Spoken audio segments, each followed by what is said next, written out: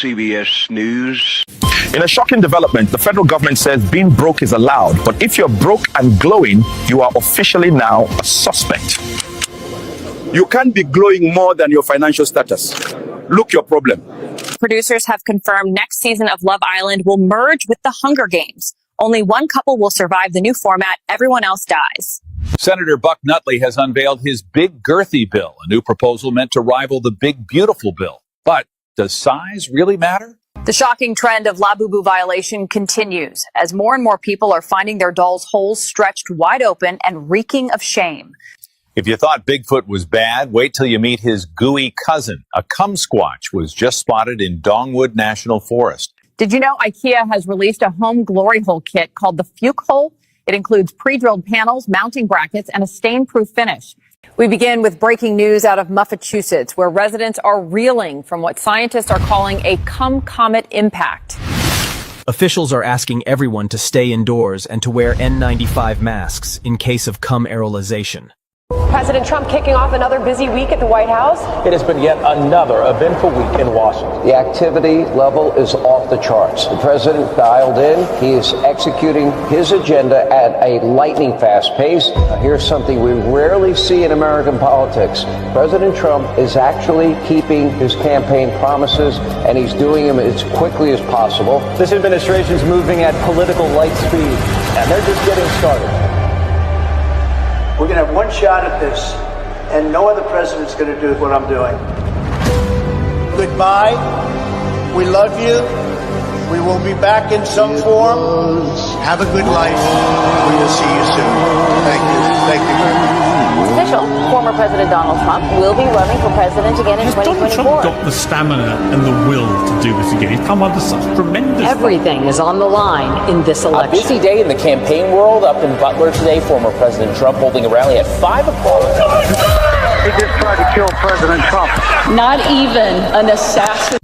If we're not careful, AI could make it impossible to distinguish truth from fiction in the news we consume.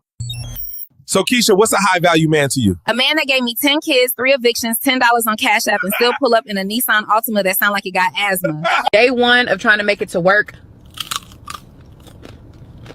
without yelling at a pedestrian. Pray for me, y'all. Still alive. Still unemployed. But, baby, I look G-O-D doing it. Oh, my God. I'm not even late. I'm just dramatic. Y'all know I will risk it all for a good melon.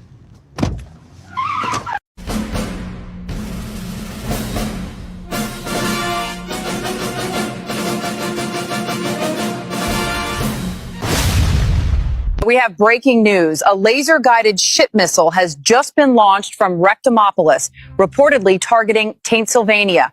We're live from the scene where a laser-guided ship missile launched from Rectomopolis has struck Pennsylvania. This just in, a pubnador blankets St. Louis in a thick bush this evening. Downtown is completely covered in pubic hair, causing highways to close out of caution.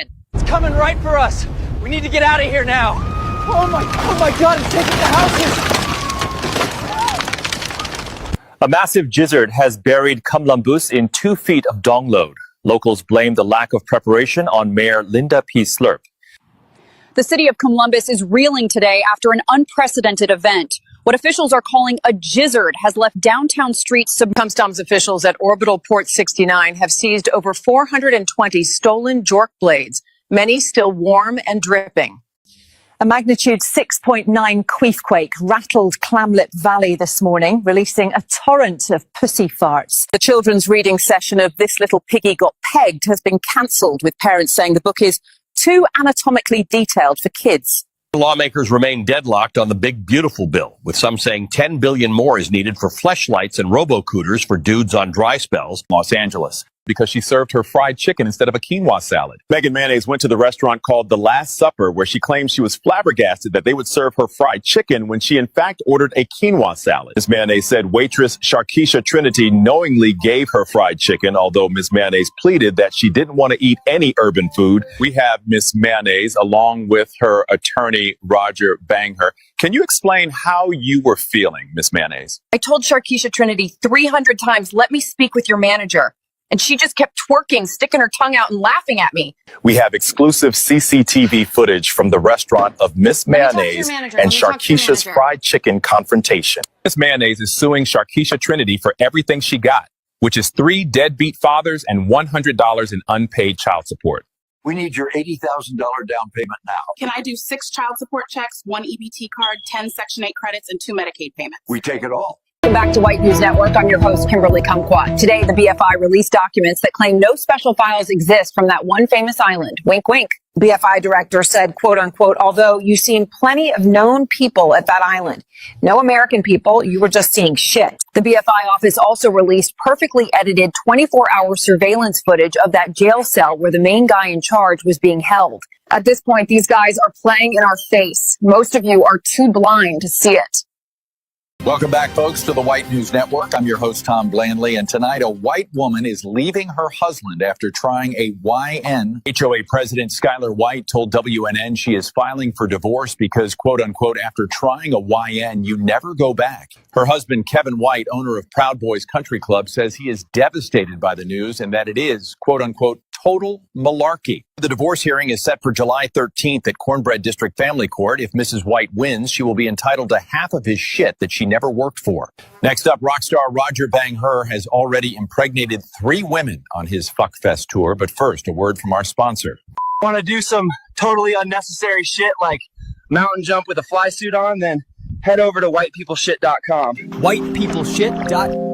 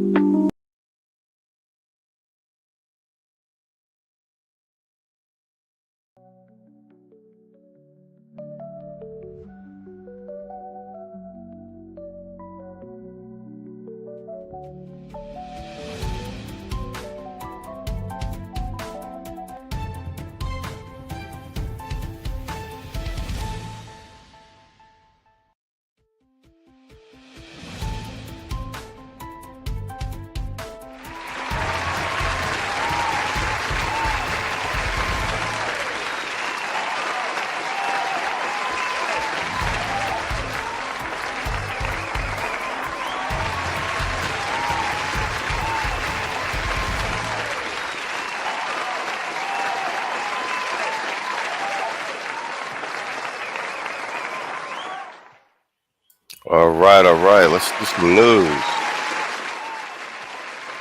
1 2 1 2. All right. Put a 1 in the chat if you can hear me now. Let's do some news. It's Friday. I'm gonna run through a couple little quick segments and get up out of here. What up, y'all? What up, chat? What we got here? All right. They got a suspect. They're caught. Let's do Kash Patel. Let's do Kash Patel talking about the subject that's been caught. And this is going to be my only Charlie Kirk segment. We covered it the night it actually happened.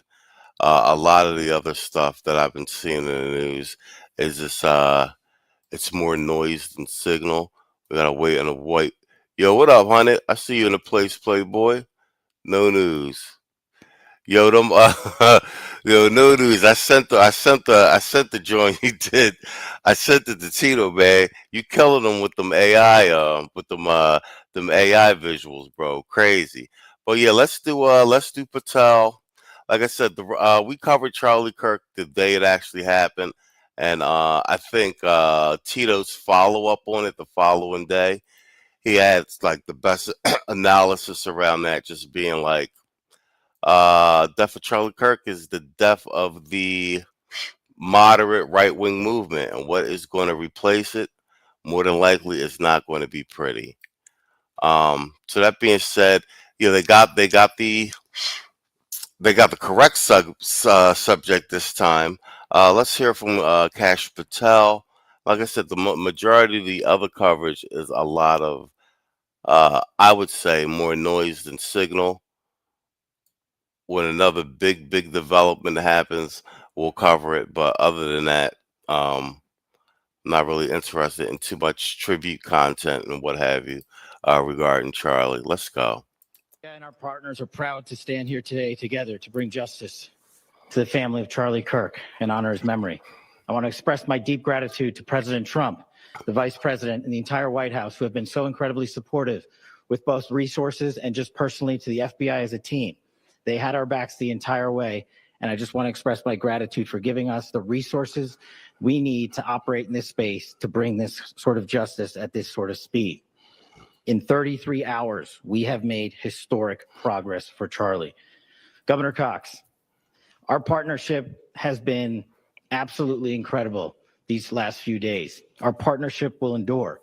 Your state and local partners, your sheriffs, your DPS community has been unbelievably impressive in the hardest of times. And a case like this cannot be solved, cannot be brought without partnering with your state and local authorities. The FBI has a certain role to play, and we will play that role, and we will lead out for the federal government. But Governor Cox, we are so grateful for your state partnership that led out on this investigation. A little bit of the timeline. Charlie was shot at 12:23 p.m. on Wednesday. The first FBI agents arrived on scene in 16 minutes with chiefs of police at 12:39 and secured the scene. The FBI immediately launched fixed-wing assets. We utilized these assets to transport personnel, specialty technicians, hostage rescue teams. We also utilized these assets to go back and forth from the East Coast and here in Utah to transport forensic evidence and other evidence that will be analyzed and is being analyzed at our FBI laboratories in Quantico and other laboratories, including the ATF. At my direction, the FBI released the first set of FBI photos of the suspect at 10 a.m. local time on 9/11. Then, shortly thereafter, the FBI reward of $100,000 was released at 10:45 a.m. local. Myself and Deputy Director Bongino arrived on the scene at approximately 5:30 p.m. on 9/11. The governor led a press conference last night at approximately 8 p.m., where at my direction, the FBI released a never-before-seen video of the suspect. We also released new images to the public of the suspect. And just last night, the suspect was taken into custody at 10 p.m. local time. In less than 36 hours, 33 to be precise, thanks to the full weight of the federal government and leading out with the partners here in the state of Utah and Governor Cox, the suspect was apprehended in a historic time period. And I want to highlight what Governor Cox said. This would not have been possible without you, the media, and you, the public. That's why we went so public, so fast, and we're so transparent, and we're committed to that transparency. The crime scene, just a little bit there. It is a large crime scene. State and local authorities, along with federal authorities, processed that crime scene quickly. And I even had the ability to walk through that crime scene and walk through the steps the suspect took to learn more about what was needed and what resources we needed to bear to create a full picture for the FBI and leadership back in Washington. Furthermore, thankfully to state and local partners, forensic evidence has been seized and continues to be garnered. Forensic evidence has already been evaluated at FBI laboratories in Quantico and state and local authorities here. We will continue to process evidence as we see it, as we collect it, and we will continue to deliver to Governor Cox and his team. Last night, we had a total of approximately 7,000 interviews, 7,000 leads. As of this morning, thanks to your great work, we have over 11,000 leads that were called in to the FBI. And we are running out every single lead that we can. Every one of those leads will be run out. The arrest is a testament to the dedication of good law enforcement being great and partnerships in law enforcement, which I've tried to highlight as my tenure as the director of the FBI. There is no better relationship for law enforcement than the FBI to partner with state and local authorities, and you've seen it here in these last few days. The FBI Salt Lake field office, along with our offices in LA, Phoenix, Denver, San Antonio, Las Vegas, Pittsburgh, Buffalo, our headquarters component in Quantico, all participate in the FBI. I want to express my deep gratitude to the employees of the FBI, the men and women, the evidence response team tacticians, the special operators, the agents, the support staff. You have done monumental work in historic time when the public, who had a right to demand such an expeditious solving of an investigation, the FBI answered that call diligently, critically important to our nation, and we delivered. And I'm proud to be their leader, and I'm proud to be the director of the FBI. This is a very much an ongoing investigation, as the governor said, and we will continue to work with state and local authorities to develop the investigation, to provide them the evidence they need for their ongoing prosecutions. And we will be here to answer every call they absolutely have, as long as it takes, for as long as we need to find and apprehend whatever suspects were involved in this crime. Lastly, to my friend Charlie Kirk, rest now, brother. We have the watch, and I'll see you in Valhalla. All right, cool. All right, they caught him. It seems like his pop turned him in, though. I mean, the camera work and everything. It's a pretty quick capture. I'm gonna be honest with you. I'm waiting to see what the all the follow-up information, and I don't even know how much you're going to release to the public. I want to see what all the follow-up investigation is. And he didn't do this on his own. Shit about to get crazy. That they're going to really have to start cracking down on a lot of this left-wing Democratic Party nonsense. They're completely out of control. I mean, they're pretty much a Tea Party right now, and I mean terrorist organization. All right, I got three other. Let's do the Fed, because what's happening is what some of you in the chat had said previously, and what I was saying too, with what's going on with the Fed, with Powell not lowering the rates when he should have. 2 times in a row.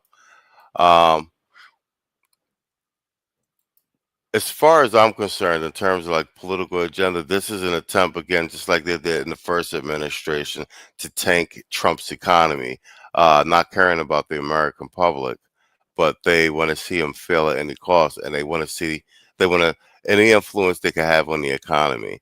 So we're starting to see a rollback. Like I said, given enough time, you don't lower the rates or what have you. You see they are doing the lawfare to stop the tariff money from coming in. So this recent report is finally showing we're going to see an increase in inflation and a poor jobs report. So, and all correlating with Powell and the inflation rate. So let's play this. Because, yeah, pretty much like we called it. They were trying to wait it out. Americans looking for inflation relief may have to wait a bit longer. According to the latest read on consumer prices, inflation picked up in August to the fastest pace in 7 months. With the labor market flashing warning signs and jobless claims spiking to a 4-year high, could the latest inflation data complicate the Federal Reserve's next? He said, I hear there's a lot of jobs opening from them folks celebrating. Oh, yeah, that too. My inbox is flooding up with recruiters, a lot from finance and some business analyst stuff. Like I said, I mean, there's definitely some loosening up in the job market. It's just not in all sectors. If you're in IT, I know a lot of the guys that are doing trucking and a lot of the some of the construction jobs the numbers are looking good for them. I've been flooded with a lot of finance related stuff and some business analyst stuff. I'm filtering by remote.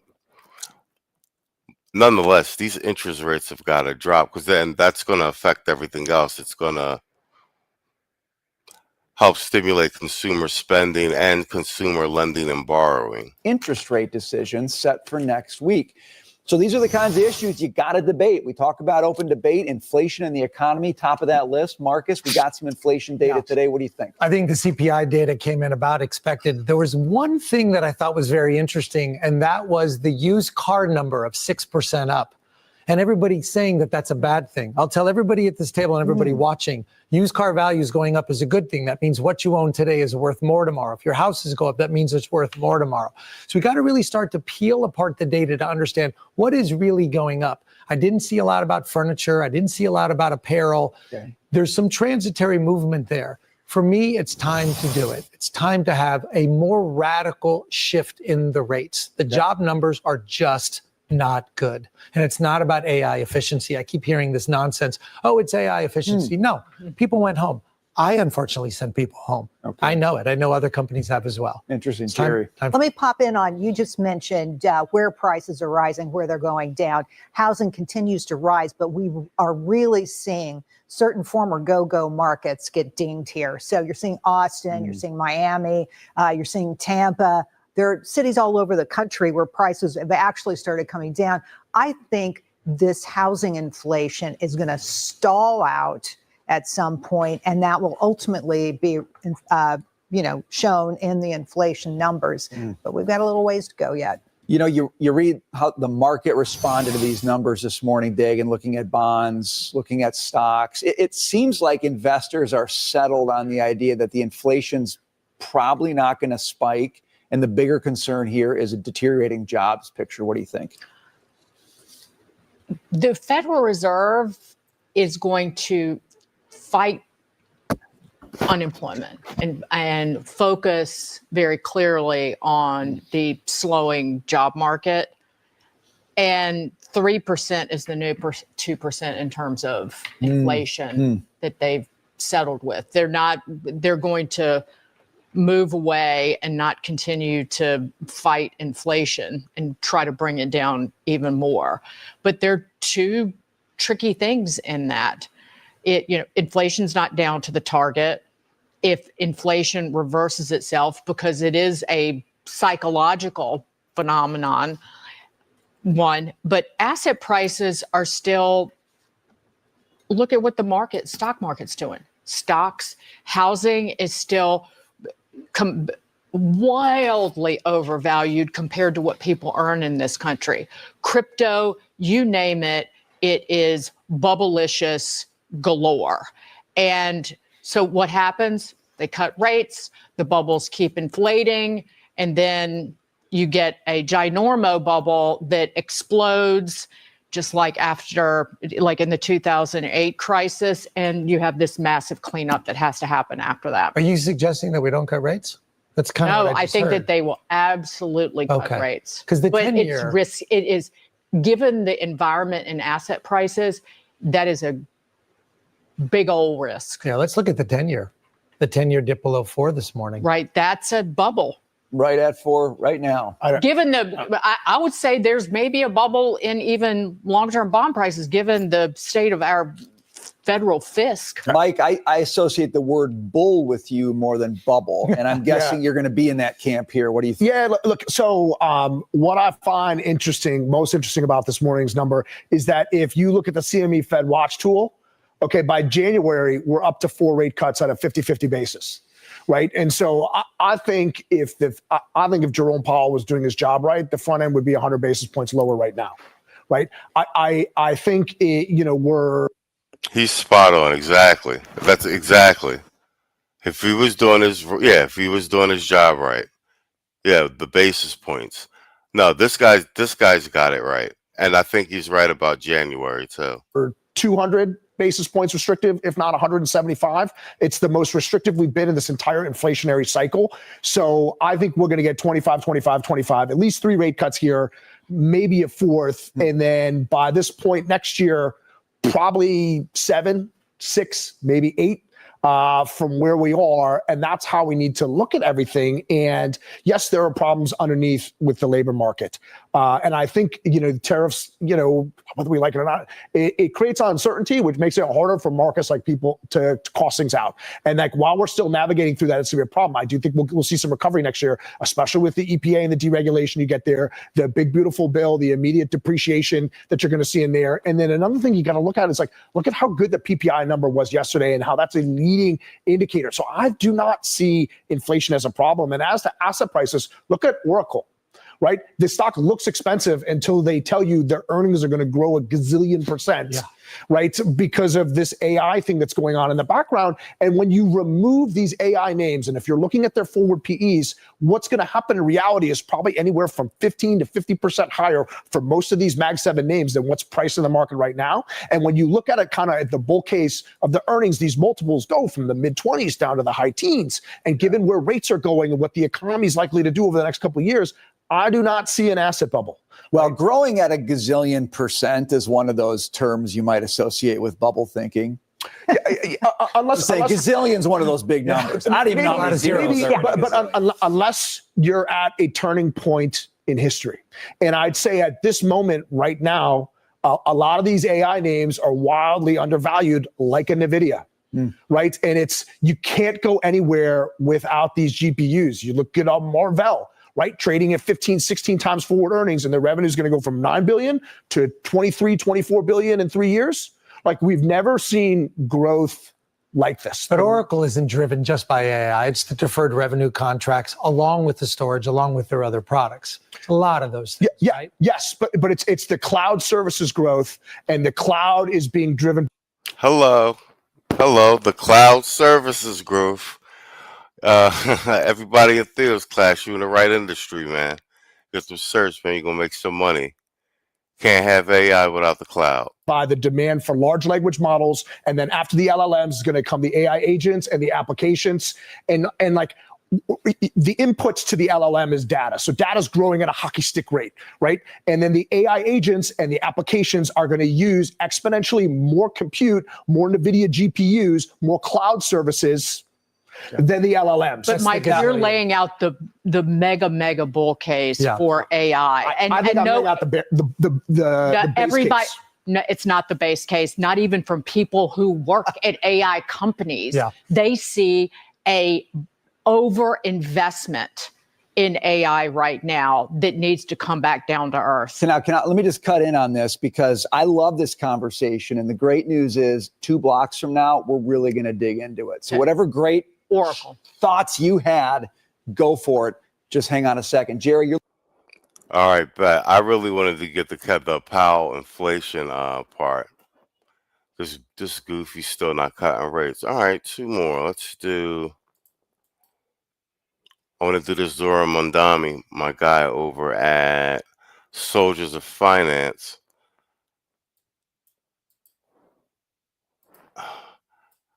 And let's. Because they're still trying to put this Zohran Mamdani in as mayor in New York. And let me just play it. When you have a conference of math teachers, and there's a session that's called Reflecting on My Whiteness, or we have sessions about Black feminist pedagogy, and we have sessions about equitable math grading and affinity breakfasts for teachers. I think that there is reason to say, okay, some of the sessions are normal, but there's enough really sort of strange, weird ideological sessions that, again, it's not dead, right? We still do see this, I hate to say woke ideology. Guilty white liberals want you to believe that mathematics is racist, and now they're even using math to turn your kids into woke revolutionaries. They're using every aspect of the society to try to transform America into a Marxist utopia. I use the word utopia in air quotes, of course. Now, another big story that you guys are following is the National Council of Teachers of Mathematics. They're going to be holding their annual national conference, and you found some disturbing topics they're going to be talking about with an emphasis not on math, but instead woke ideology. So why isn't a math conference focused on math? What's on the agenda? Yeah, so what's funny about this is, number one, people often think that like math is safe, right? So some of those other classes, they might weave this stuff in, but math must be safe. Not the case. And certainly when people feel that they say woke is dead, I would say that when you have a conference of math teachers and there's a session that's called Reflecting on My Whiteness, or we have sessions about Black feminist pedagogy, and we have sessions about equitable math grading and affinity breakfasts for teachers. I think that there is reason to say, okay, some of the sessions are normal, but there's enough really sort of strange, weird ideological sessions that, again, it's not dead, right? We still do see this, I hate to say woke ideology, but it is a nice shorthand, this sort of social justice ideology that in it lives sort of the queer theory, the gender stuff, the racially divisive stuff, and the anti-Israel stuff. We see that even in a national conference for math teachers. Yeah, and speaking of which, I want to get to this story very quickly because New York City mayoral candidate and socialist Zohran Mamdani wants to find, quote, queer educational liaisons in every public school in the city at a cost to taxpayers to the tune of $3 million. You hear that? The male Kamala Harris wants queer educational liaisons in every school. This is what you goofies is voting What's for. the story here? What is this?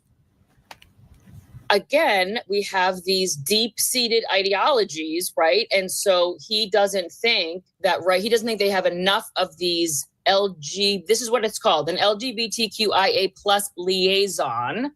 And he wants there to be one of those for every single school in New York City. It's unclear. You hearing this? You hearing this, man? I'm gonna be honest with you. I'm glad I ain't got what they are. Quiet storm in the building. We here. I'm doing a quick one. It's Friday night. Get in here and get out. I got one more segment after this. But this is what your boy Zohran Mamdani vows to remove the white man's math from New York schools. This is my man, Soldier of Finance, covering this one. Now, bear in mind, black boys are reading at like a 4th grade level.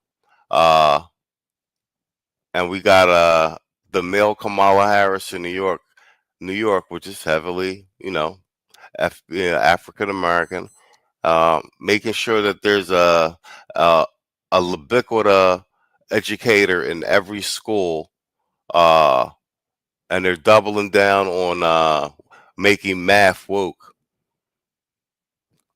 meaning that you don't necessarily have to learn math to pass.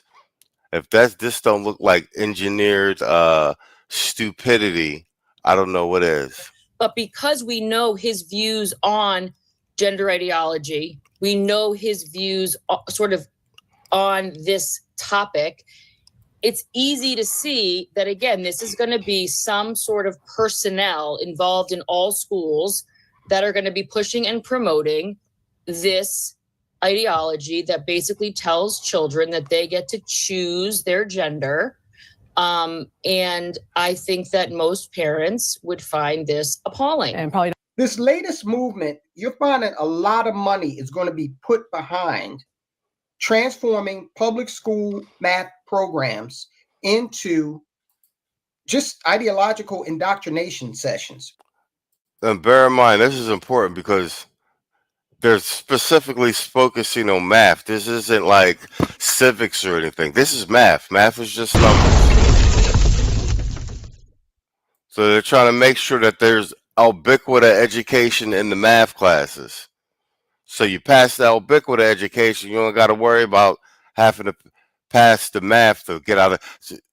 basically going to be turning out black kids, boys in particular, who read at a 4th grade level and can't do math. Pretty much. Forget the fact that we're in the 21st century, heading headlong into the midpoint of a very technologically advanced time period where your kids are going to need to have a certain proficiency in math and science in order to be economically viable. No, rich, white, guilty liberals don't care about your children. They don't care about their economic viability. What they care about is stealing their minds. Now, this billionaire out here, she's a billionaire heiress who has decided that she's going to use her money for evil. Her name is Liz Simons. We'll get into that in a minute. But just so that you understand where this is going, take a look at the UK. Now, I know the UK has a lot of different things going on. They're not a perfect analog to the United States. No, he's right, though. We covered that earlier. And then I think it was Brother Zeke who was sending me to join a Germany. It's that globalist agenda joint. Like, yeah, if you see what's going on in the UK right now, and that's what they're trying to do over here. And they're using black male students in particular, as the guinea pigs. States, but the UK has basically bent over to the third world. They have voluntarily, the UK has voluntarily agreed, their politicians have agreed, and their monarchy has agreed to turn their country into the third world. Damn their culture, damn their traditions, just abdicate all of that to cultures that are failing, cultures that force their citizens to flee for a better life, but then those citizens go other places in the world and try to reestablish what they fled. The UK is opening their arms to that and voluntarily deleting themselves over the long term. Now, here in America, we got to be very mindful for people like philanthropist Liz Simons. She's the daughter of the late hedge fund billionaire Jim Simons. She oversees a foundation with a near $1 billion endowment, trashing traditional race-neutral math in favor of race-obsessed leftist lessons, inserting social justice principles into many aspects of student studies. Now, let's talk. What is math, right? It's the underlying source code of the whole universe, all right? Of every aspect of the multiverse. We know a little bit of mathematics. We've mastered a portion of it and have been able to derive from that life-saving technologies, space travel, GPS, all of the things that give us this extraordinarily comfortable lifestyle here in the 21st century, all right? But no, they want to take that. People like Liz Simons and her ilk, and people like Zohran Mamdani, who she gave a tremendous amount of money to, okay? They want to take that and they want to use mathematics to get into your kids' minds, to steal their minds. They don't want them thinking about how to use math to compete in the global economy, or how to use math in order to be innovative and come up with maybe a cure for cancer, right? No, they want to use it to further racial division. This is just sick, all right? This approach, embraced in states like, of course, California, but rejected in Florida, include thrusting racial and LGBTQ themes into previously straightforward lesson plans. It's mad, right? I've been saying about electing these politicians of other ethnicities over you, making these decisions for you. They do not have your best interest in mind, especially when it comes to policies. No News says we're already seeing this in America. Folks that flee California and try to transform Other places, into California, Texas, for example. If a train leaves Chicago going 350,000 miles per hour and one leaves, Tallahassee going at 3 miles an hour, when will they meet, right? That kind of thing.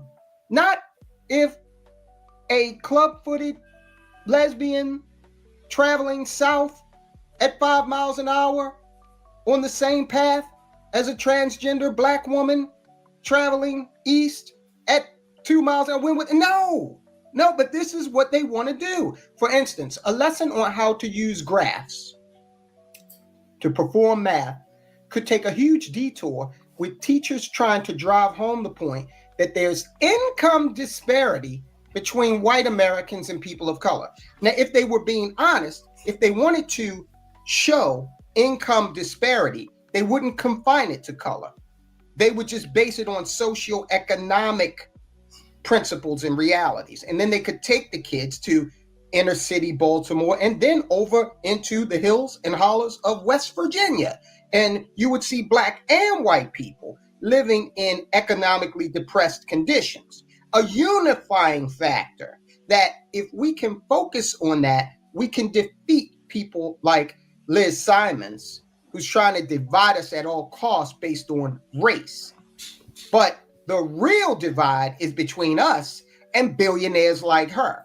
Now, I don't begrudge anybody going out here and inventing something, a new way to do things and becoming very... Yo, spot on the news. I know that stand-up routine too. He said George Carlin warned about this dumbing down of America. I should start playing some George Carlin clips. Yo, the social engineering by the left is out of control.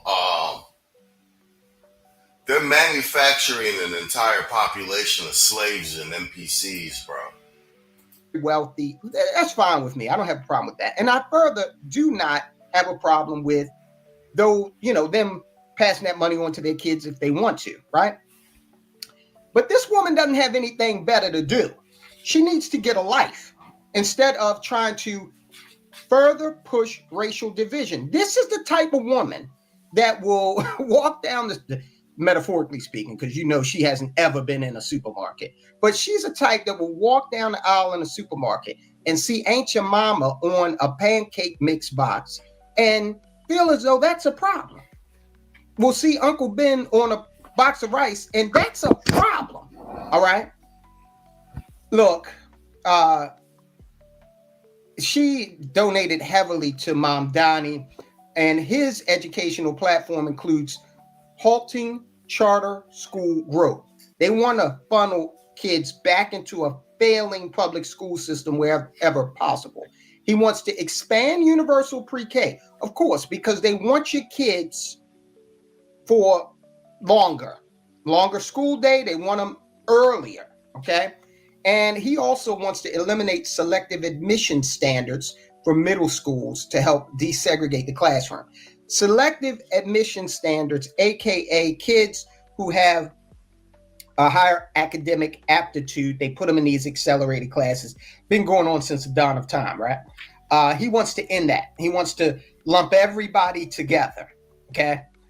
Although the topic of woke math has yet to surface on the campaign trail, critics fear Simon's support signals Mamdani will embrace it. Of course he will, okay? Absolutely, of course he will. You're not going to have this woman given the super PAC. Now, there's a Mamdani super PAC. She gave $250,000 to the super PAC, and he's not going to listen to every word she has to say, all right? This is what's going on here. Listen, what can you do? Well, I'll tell you in a minute. Woke math lowers the bar without helping Black students, while test results show gains among Black and Hispanic students. The gap with Asian and white students has not closed. We hope Mamdani doesn't undo progress. That's according to 𝐷𝐿𝐷𝐄 of Parent Leaders in Accelerated Curriculum and Education and the Asian Wave Alliance. She said she has great concerns about it, as she should. Okay. Look, here's what you need to do. And I know this is easier said than done, but the government, you might be a grandparent or a parent who is remembering the good old days when you were in school, where you didn't have drag queen story hour, where they taught you reading, writing, and arithmetic, and then you went home, right?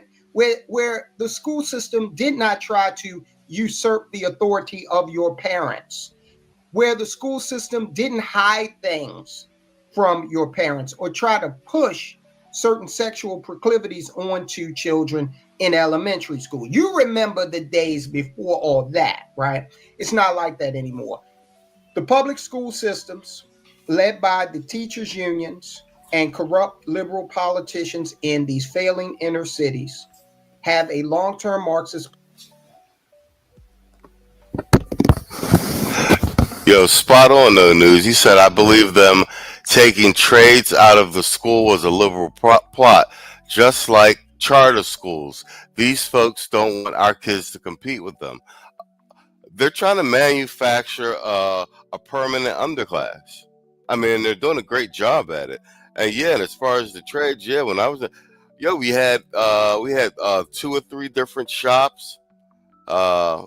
classes in school, and that was all the and then we had dedicated vocational schools where you were just learning like all the trades, like car mechanic stuff. They were fast tracking you for electrician stuff, masons, the guys who work with stone. Like that was standard everywhere, even in the magnet schools, and all of them funneling everybody from the charter schools back into the failing public school system. It's a control. Like I said, they're manufacturing a permanent underclass plan that includes co-opting your children and making them little Marxist bots, all right, for their communist revolution that they are always desirous of. Remember, the communist revolution in Cuba is still going on, right? Who they revolting against at this point. But get your kids out of these public schools. There are other options. There are charter schools. There are private schools. There is homeschooling and entire homeschooling networks. We have the technology. Oh, my kids won't be able to socialize. Who you want your kids? You want your kids socializing with the brats in the public school system? Let's be honest. That's who you really want your kids socializing with. You can't think of a better way to build socialization skills in your children than to have them in a classroom with a bunch of other failing students for 8 hours a day. Okay, right. So get your kids out of these situations. Otherwise, their economic viability will be negatively impacted. They will have less of an opportunity to reach their full potential. No, facts. He says, Storm says, I went to a vocational high school. Exactly. We had wood shop, machine shop, HVAC, auto mechanics, electronics, home economics, masonry, and plumbing. Yeah. Okay, so yeah, that was standard from coast to coast.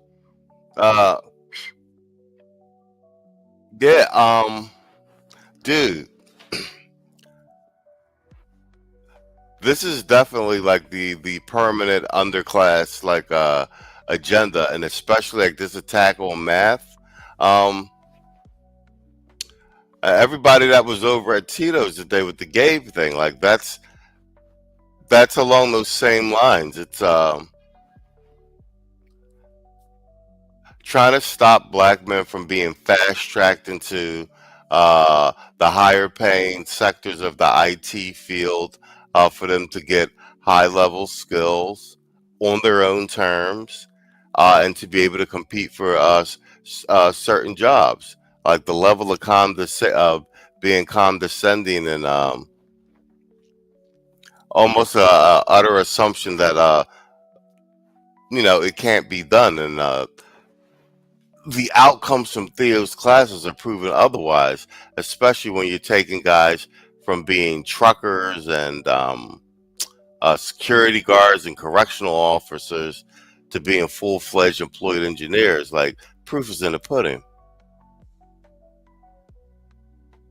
Okay, you said the year you graduated, they got rid of it in 2001. Yo, salute Universal Black. I see you in the building, man. Shout out to class of 2000. Oh yeah. Okay, this is almost over. In life, if this is the kind of crap that is being taught, woke mathematics. No, I want the type of mathematics that keeps planes in the sky, that operates quantum computers, that builds AI systems. That's the kind of math we should be emphasizing here. Not every time a child thinks of 1 + 1, they think of racial, economic, or sexual preference disparities. This is ridiculous. Like, subscribe, share. All right, solid. All right, that's we're almost right at the 1 hour mark. It's my time for the night, gentlemen. It's the Sabbath. I'll see you guys tomorrow. And we'll see if anything else turns up with this Charlie Kirk fiasco. Man, thanks for hanging out with me, guys. Good night and good luck. See you tomorrow.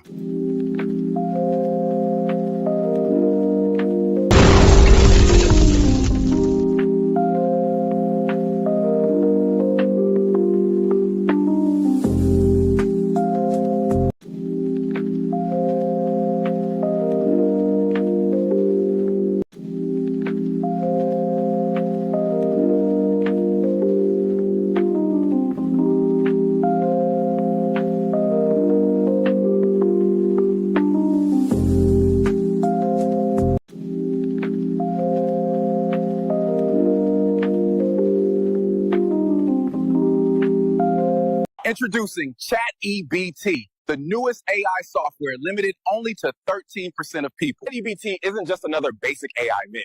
It's built for real-life situations. Let's showcase an example of a man asking for food recommendations.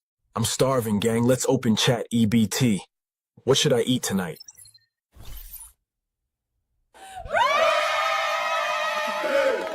ChatEBT is fully aligned with real-time data, giving you the most accurate, up-to-date definitions anywhere.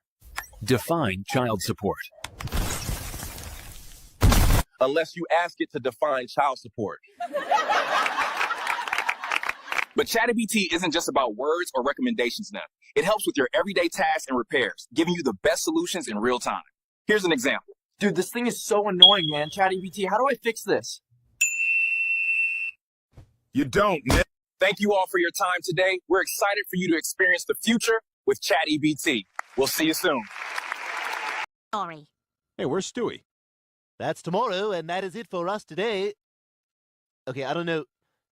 Whatever it is, it's not right on the teleprompter. There it is. We are going to do Sting, yeah. There's no words there. To play us out. What does that mean, to play us out? To end the show? Yeah. All right, go. In 5, 4, 3. That's tomorrow, and that is it for us today, and we'll leave you with a... I can't do it. We'll do it live. We'll do it live! Fuck it! Do it live! I'll write it, and we'll do it live!